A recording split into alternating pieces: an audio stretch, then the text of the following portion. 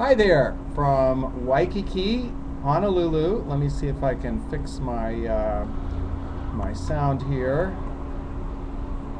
Okay, I think that's a little bit better.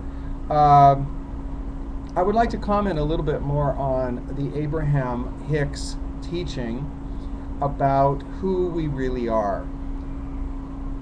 The ultimate question for each of us on a moment-to-moment basis, and the most important question of our lives that we really have to ponder courageously and bravely with an open mind and an open heart is, who am I? Who are we? What are we doing here? Where are we going? And what is our purpose? Now, what I have discovered via all of my research from early on with transcendental meditation, early on with my childhood education as a Catholic boy, my early metaphysical readings about Edgar Cayce and Jane Roberts, the early writings of Seth about the nature of personal reality, the writings of The Course in Miracles, which came out in the 1980s, attributed to Jesus Christ himself. The writings of this wonderful book called Three Magic Words of U.S. Anderson totally opened my eyes way back in the mid-70s, early 80s. And the three magic words that he presented in his wonderful book are the very same words that Abraham is paraphrasing when Abraham talks about the blending and the merging with the expanded identity, who we really are. Okay?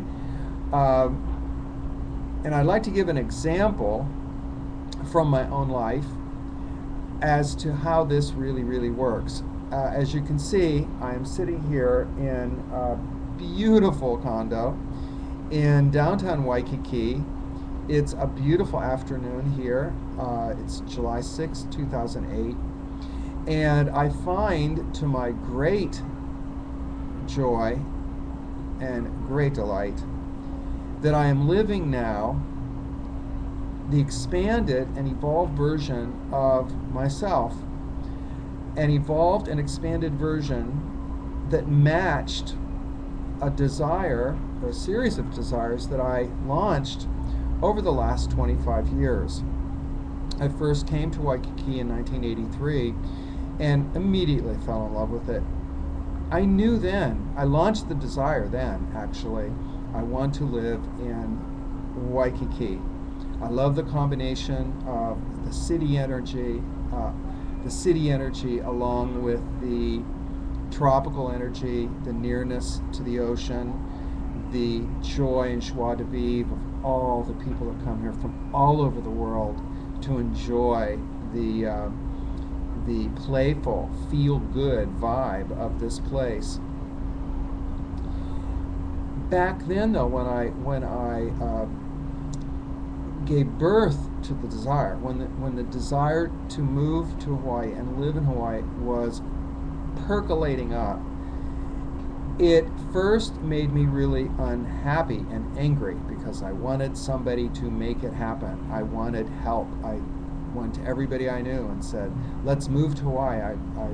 You need to help me move to Hawaii. I mean, it became almost like an obsession.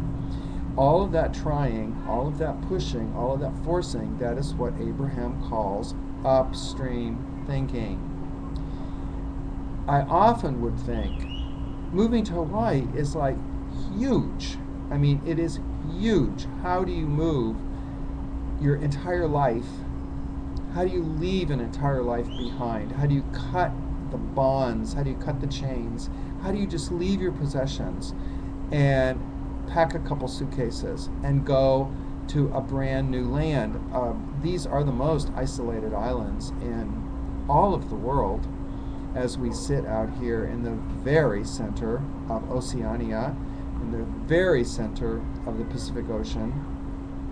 And I used to think these thoughts during the 80s and during the 90s about how much I wanted to live in Hawaii, but it seemed so impossible. It seemed like such a huge, huge creative task that I wouldn't allow myself to become a match to this self, my future self, my Hawaiian self that lives here right now. In fact, a Hawaiian friend of mine gave me a Hawaiian name, which I will share with you right now because I love it very much. It's a wonderful name, and it's called Manaulana, Manaulana, which means hope, or the energy of thought used in order to inspire hope in others.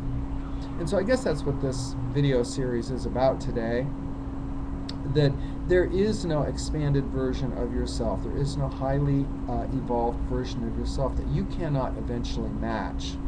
Now, when I look at how I did match myself to where I am now, actually living in Hawaii, it really blows my mind because, and in fact, that's a really good way of explaining it, because a series of events happened which were not logical or rational.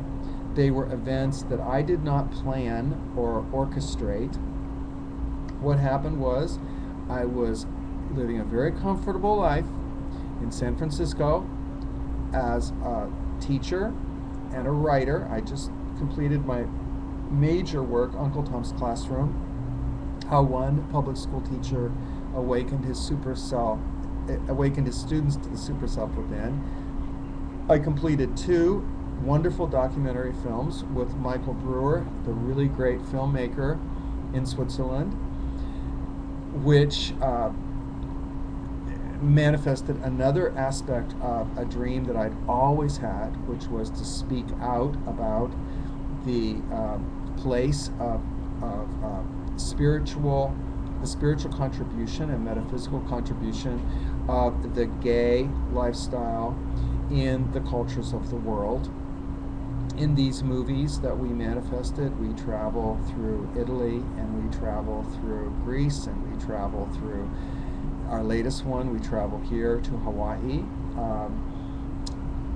Those dreams all became my reality for the very same reason. When I thought of the dream, it felt fun. It felt joyful.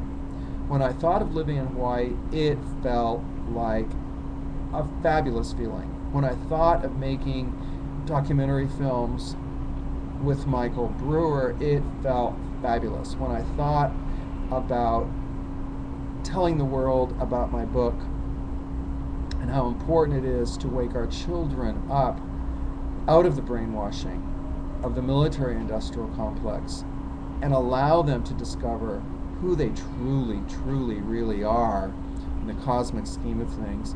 When I thought of that dream of becoming a spokesman for the freedom of our children's minds, that felt really fun as well. And now I get it.